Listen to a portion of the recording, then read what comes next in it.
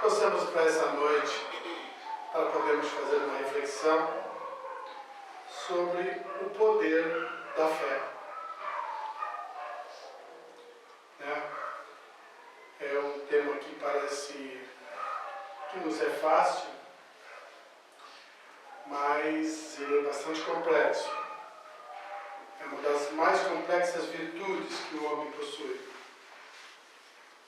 Então, o tema é extenso, a gente vai procurar sintetizar. Acho que eu acredito que por 11h30 da noite a gente termina. Muito bem. Vamos então fazer uma reflexão sobre esse tema que é muito importante para nós, porque é uma força que nos atinge, que nos alcança, a cada um de nós, com uma curiosidade, de uma forma diferente para cada um, tanto em modo como intensidade. Se fizermos uma enquete aqui, esse pequeno público que temos aqui, certamente a grande maioria vai nos falar que possui uma fé vigorosa, uma fé grandiosa. E é assim o ser humano, ele sempre acredita que possui essa fé grandiosa. Sempre lembrando que a fé é aquilo que vai nos dar sustentação em todas as situações que vamos passar em nossas vidas, nas experiências felizes, dolorosas, né? Então, nos confrontos que temos na vida, os desafios, nós sempre entendemos a fé, porque é ela que vai nos sustentar, que vai nos dar condição de suportar, de confiar,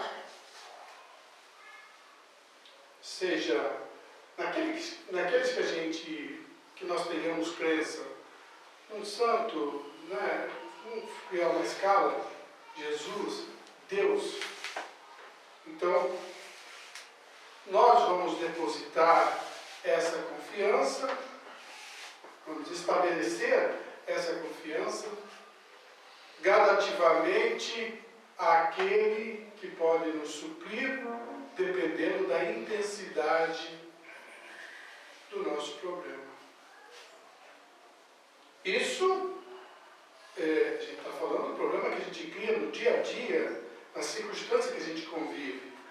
Não vamos esquecer que todos nós temos um programa reencarnatório. Quando viemos, fazemos aquela programação que vamos experimentar essa ou aquela dor, vamos enfrentar um desafio desse ou aquele desafeto, associado àqueles outros que nós consolidamos aqui na nossa passagem terrena, e a partir daí vamos criando outros problemas, outras dificuldades, nos segmentos onde nós estamos envolvidos, na empresa, no dia a dia, na sociedade, e é uma bola de neve.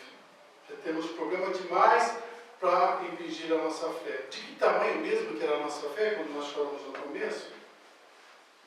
Ela é grandiosa, intensa, e a gente vai, em determinados momentos da nossa vida, perceber que ela é muito pequena. Mas não é motivo para desânimo, né? Nós temos uma passagem no Evangelho, narrada por Mateus, no capítulo 17, que está no Evangelho segundo o Espiritismo, no capítulo 19, onde o Allan Kardec fez esse apontamento. Uma passagem em que um pai desesperado com seu filho lunático leva até Jesus, rogando piedade, que ele tivesse piedade para curá-lo. E ainda entregou os apóstolos, né? Falou, já levei o jovem para teus apóstolos, mas eles não puderam curá-lo. E Jesus procedeu à cura. Só que depois, os apóstolos ficaram encafifados com aquilo, foram ter com Jesus em particular. Mestre, por que não curar. Uma vez que eles já estavam há algum tempo no convívio de Jesus, já tinham presenciado outras tarefas de Jesus, então eles quiseram ter com Jesus para compreender por que eles estavam incapacitados daquela cura. E Jesus não poupou. Por causa da vossa pouca fé. Porque se tivesseis uma fé do tamanho de um grão de mostarda, ela seria suficiente. Notem, um grão de mostarda tem um tamanho aproximado da cabeça de um alfinete. É muito pequena.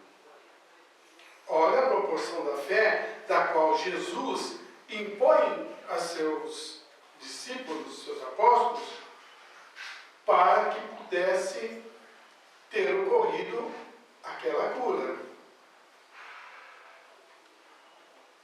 Então nós vamos sair daqui hoje, vamos felizes da vida, porque todos nós podemos chegar em qualquer canto e curar qualquer um. Nossa fé é grandiosa, é muito mais que um grão de mostarda. Mas não é bem assim. Então nós temos que analisar essa reflexão que Allan Kardec faz sobre esse tema, né? Onde ele fala sobre o poder da fé, os tipos da fé que estão à nossa disposição, que nos alcançam. Como nós desenvolvemos isso? E se nós formos procurar compreender a grandeza dos fatos, das curas feitas por Jesus, nós vamos cair no mesmo erro religioso que carregamos até pouco tempo atrás. Porque nós vamos achar que o fato da cura efetuada por Jesus é um milagre. E para a doutrina espírita, o milagre, ele é improvável, porque sob o conceito religioso, o milagre, ele vai além das forças da natureza. E aí, o próprio Jesus, Filho direto de Deus, estaria derrogando as suas leis. Para entendermos melhor, vamos entender a etimologia da palavra. Milagre, até algum tempo atrás, significava algo surpreendente, algo fantástico. E uma coisa surpreendente não é sobrenatural, pois por decorrência da falta de explicação, acabou se tornando algo sobrenatural. Sobrenatural, acima da natureza. E os fatos feitos por Jesus, dessa espécie, não foram de forma nenhuma sobrenatural. Então, nós temos que recorrer à própria ciência para entender algumas coisas. A própria ciência diz que milagre é algo surpreendente que acontece, que está acima do nosso entendimento. E aí nos cabe perfeitamente essa compreensão. Porque senão o povo daquela época, se não compreendeu o que Jesus fez, é porque não estavam à altura de compreender cientificamente aquele fato. Imaginem vocês, com a evolução tecnológica que nós temos ao nosso tempo, ao tempo de Jesus, se aparecesse, se caísse alguém lá, com um iPad, um iPod, ou qualquer, fazendo transmissão de pensamentos, de cultura, a longa distância, um simples tocar de dedos, seria um milagre, algo sobrenatural, porque o entendimento da criatura não iria jamais alcançar isso, jamais poderia imaginar que alcançaríamos esse tempo. Então, como entender esse fato, ou todos os outros que foram provocados por Jesus? No capítulo 13 da Gênesis, no livro espírita, escrito por Kardec, Gênesis, os milagres e as predições segundo o Espiritismo,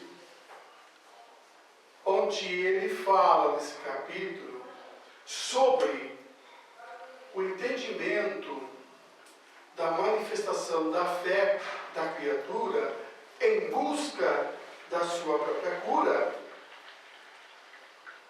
possibilitando que alguém ou o universo conspire a seu favor na movimentação de fluidos. Ok?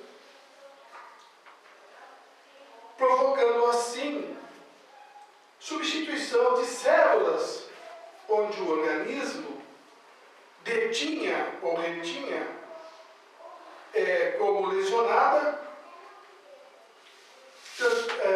fazendo essa transformação orgânica. Então, esse capítulo, por isso que dissemos, para poder justificar o milagre, e não é o objetivo da gente falar sobre o milagre, é falar daquilo que move a criatura a que provoque que isso aconteça, a essa força dinâmica que cada um de nós tem e pode desenvolver gradativamente mais e mais. Se nós formos verificar no Evangelho as passagens em que as criaturas consolidaram essa força em si e demonstraram, e muitas delas exaltadas por Jesus, a grande maioria exaltadas por Jesus, nós vamos perceber que essa dinâmica que a natureza provoca é uma busca de nós mesmos.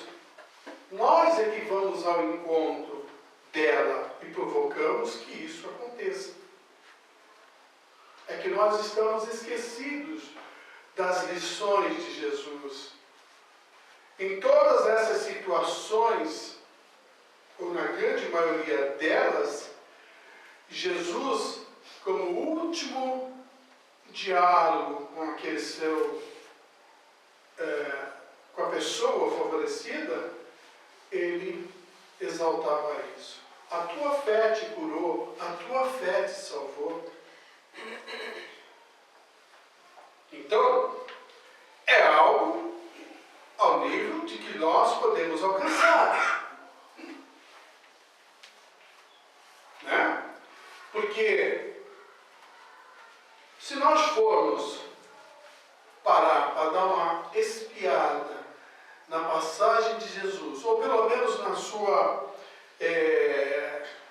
manifestação terrena, naqueles 3 anos, que ele, com quase 30, que ele começa a fazer o seu iniciado, e com 33 ele sai deste mundo, né? Em tão pouco tempo, por onde ele passava, milhares de pessoas o seguiam, buscavam a ele. Para quê? Só por curiosidade? Não, cada um era eram que nem nós. Carregavam seus problemas, suas dores, suas necessidades. E vinham ali em Jesus, muitos deles viam uma facilidade, viam uma forma de se melhorarem, até de prosperarem financeiramente. E apenas 32 situações foram narradas pelos evangelistas. Foram pessoas especiais? Claro que não. Claro que não.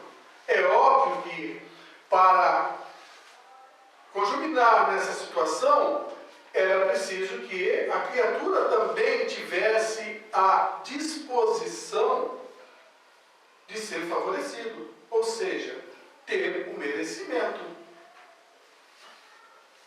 E quando nós apontamos a doutrina espírita, que ela nos traz esclarecimento, ela nos fala o quê? Que a cura só ocorre em nós quando o modelo biológico que todos nós temos na formação, na nossa constituição, porque nós somos espírito, perispírito e corpo físico, sendo que o perispírito é o modelador biológico que une ambos. O espírito transmite ao perispírito as suas necessidades, ou seja, erros, fatos cometidos em encarnações pregressas são estampados, vamos entender assim, no perispírito, que ali se transfere como necessidades ao corpo físico. O corpo físico nada mais é como que o dreno do perispírito que vai eliminar essas impurezas que estampamos ali para que ele se purifique, purificando assim, constatando assim a purificação do espírito. Se não houver o crescimento do espírito, o perispírito continua impregnado, transfere ao corpo físico e continua transferindo nesta, noutras e noutras encarnações.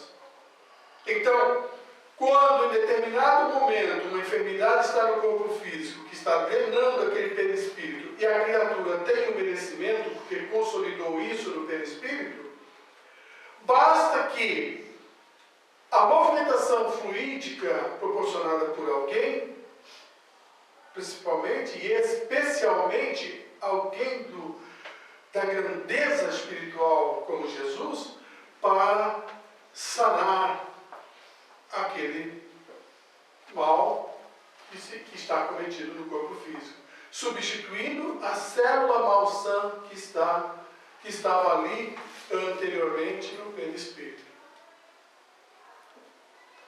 E essas situações são de bastante evidência no Evangelho.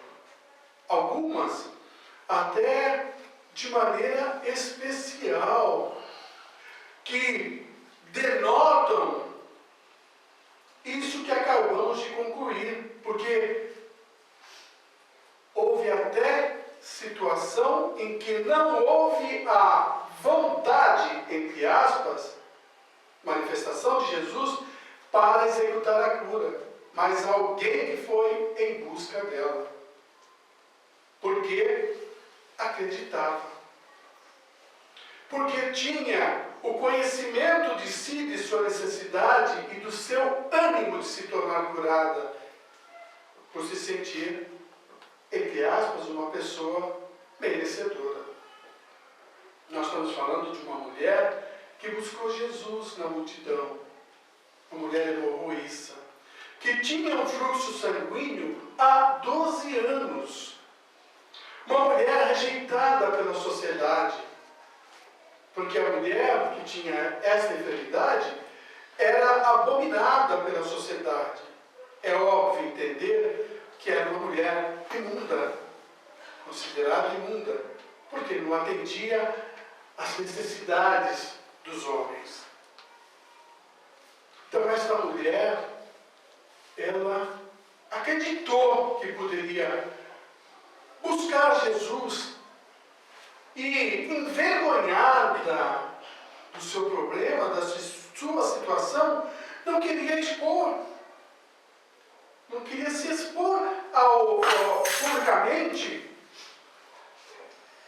ainda que fosse para Jesus. Então ela creu que se tivesse próximo de Jesus e tocasse as suas vestes, ela se curaria. E ela soube que Jesus passaria próximo da sua moradia. E ela foi e ficou guardando. Quando apontou na rua aquela multidão cercando Jesus e tal, quando eles estavam passando próximo a ela, ela deu um jeito, se infiltrou, ela era pequena, se infiltrou no meio da multidão, naquele alvoroço todo, ela conseguiu tocar o manto de Jesus. Imediatamente, naquele momento, sarou o fluxo sanguíneo. Mas ela pensou que ia sair ilesa. Jesus acusou o fato. Naquele instante, Jesus parou a 6 passos da mulher e disse a seus apóstolos: alguém me tocou. O Pedro, que caminhava ali próximo, sempre próximo a ele, até meio irônico, ele falou: mestre, esse empurra aqui, essa algazarra toda para cá e para lá, alguém deve ter me tocado realmente. Ele falou: alguém me tocou, porque de mim saiu uma virtude. Uma célula sã. Bom, o apóstolo ficou sem entender. Mas quando Jesus acusou o fato, a mulher envergonhada ajoelhou-se aos pés de Jesus, como sentindo-se culpada. Mas ele a consolou. Mulher, a tua fé te salvou. Acusou o fato da fé e nitidamente fora o exercício da fé daquela mulher que provocara a sua cura. Existe no mundo várias situações semelhantes. Não foi só na época de Jesus. Como dissemos, se fôssemos analisar a questão da cura que Jesus fez, o que poderíamos achar? Que ele trabalhou pouco? Mas não era para isso. Ele veio trazer a consistência do exemplo, despertando nas criaturas essa emoção, essa sensação. O mundo está impregnado de situações que provam o exercício da fé. E para o Espiritismo, a fé é absolutamente fundamental. Fundamental. Porque é através da fé que nós consolidamos o exercício do nosso aprendizado, fortalecemos a nossa crença. Porque a fé é a convicção, é a certeza de que nós conhecemos aquilo e aquilo é possível de acontecer. Mas independente e alheio a isso, a fé, ela serve, ela atende a todas as religiões. A todas, indistintamente. A todas. As criaturas, desde os primórdios, no seu processo de evolução, busca essa consolidação e busca sempre provocá-la em si. Nós podemos recorrer à história e vamos ver situações fantásticas. Nós podemos lembrar, por exemplo, em Lourdes, na França, aquela gruta, conhecida como Gruta dos Milagres, quando a Nossa Senhora de Lourdes apareceu à menina Bernadette, próximo a uma gruta onde tinha na parede, nas frestas das pedras, um corrimento de água.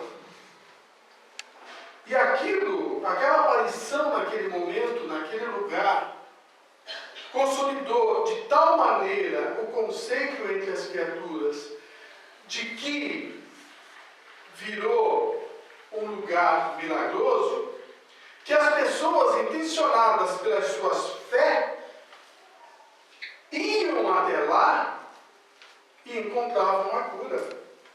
Quantas e quantas pessoas foram lá e foram curadas do mesmo exercício em que viveu Jesus? Aleijados, verdadeiros aleijões, transformaram seus corpos físicos em perfeitos,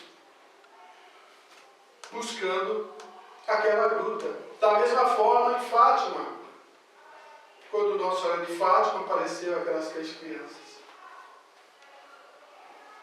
Mas, especificamente na França, teve um médico francês, Alex Carrier, que ele se questionou. Até então ele entendia como milagre. E continuou entendendo assim. Mas ele queria compreender se seria possível que o milagre pudesse fazer a transformação interior física nas pessoas. E começou a acompanhar fatos e casos. Houve um que ele narrou, em que uma menina de 9 anos, acometida de tuberculose, que era a doença temida na época, quem ficava tuberculoso era caminho certo para a morte. E aquela menina solicitou à mãe que a levasse até a gruta. E ele, sabendo do caso, acompanhou ela na viagem, no trem. Ela ardia em febre, 40 graus. Os pulmões estavam carregados. A tosse intensa fazia com que a menina trocasse o lenço a cada instante, encharcando-o de sangue. E ele, durante a viagem, ele não acreditava. Ele falou: essa menina vai morrer no percurso. Mas ela resistiu até lá. E quando lá chegou no momento em que o padre fazia uma missa naquela gruta, e ao ver a menina entregue pela mãe, naquele estado, ungiu a sua cabeça com aquela água. E alguns instantes após, Dr. Alex pôde constatar a mudança, a transformação daquela menina. Daquele rosto avermelhado e sofrido, começou a fazer a transformação no seu rosto, dando claridade nos olhos. Ele tomou o pulso da menina, batimento 80, tirou a febre 36,5, a tosse sumira, o último lenço limpara aquele filete de sangue que houvera escorrido pela última vez. E ele ficara sem entender. Como pode? E aí, quando ele se deu conta, ele saiu naquele espaço, que até então estava preocupado em chegar com a menina lá, e viu tantas criaturas trabalhando, se movimentando lá fora, trazendo em carrinhos, em padiolas, criaturas enfermas, e ele chegou e perguntou: quem são essas pessoas, esses trabalhadores que aqui vêm? E as pessoas lhe informaram: foram criaturas que foram beneficiadas e que hoje vem devolver em amor aquilo que recebeu. Então, ele saiu sem entender aquilo. Como pode, né, essa transformação? E a doutrina espírita vem trazer o esclarecimento que tudo isso é possível.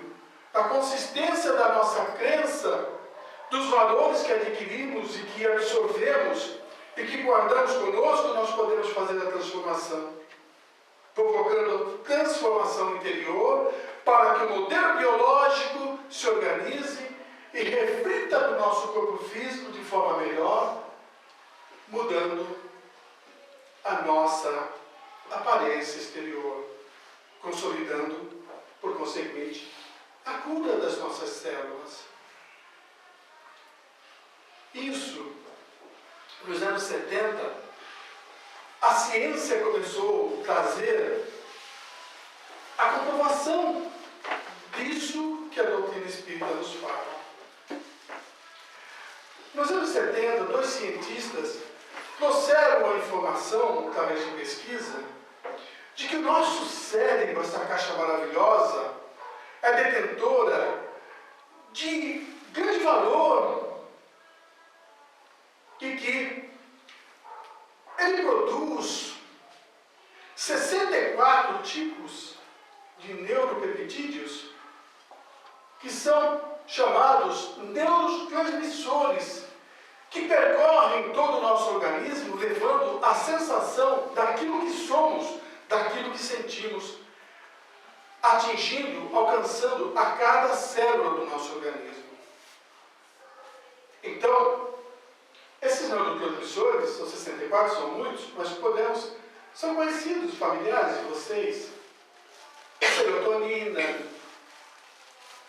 a noradrenalina e muitos outros. Falamos especificamente desses dois, porque esses dois são responsáveis pela a condição de bem-estar que provoca na criatura a sensação do amor, da felicidade, ou da ira, ou do ódio, dependendo do que é insuflado por nós. Então, os poetas provocaram, ficaram estagnados diante dessa colocação desses cientistas, porque até então, para eles, quem provocava esse fenômeno era o coração. O coração é apenas um músculo que mantém ali só o movimento do batimento. O sentimento que provoca são esses neurotransmissores. Então, para vocês aí que estão apaixonados, que estão amando, quando chegarem em casa hoje, ou vão chegar para a mulher, para o marido, e falar assim: eu te amo intensamente, com toda a força dos meus neurotransmissores, ou então da minha serotonina, dos meus... É verdade. É que a forma poética do coração, né, engrandece, mas são esses neurotransmissores que são responsáveis para levar o bem-estar que nós temos às nossas células. Então, aquela criatura que ama, que está de bem com o mundo, que faz o bem para o mundo, essa pessoa tem os neurotransmissores trabalhando melhor nos seus organismos físicos. As necessidades que estão constituídas lá no panorama reencarnatório, ela vai experimentar, com certeza. Chegou no momento de drenar o modelador biológico para o corpo físico, isso vai acontecer. Então ele vai ser acometido da enfermidade. Mas se ele tem o bem-estar funcionando constantemente em si, nas suas ideias, nos seus pensamentos, no seu conhecimento, naquilo que ele crê, isso vai mobilizar para que esses neurotransmissores trabalhem gradativamente substituindo as células malsãs pelas células sãs. Exatamente como Jesus fazia. Então, meus amigos, a receita mágica da fé é amar, é estar de bem com a vida, estar de bem com as pessoas. Por isso, o apóstolo Tiago colocou nas suas anotações: a fé sem as obras é morta.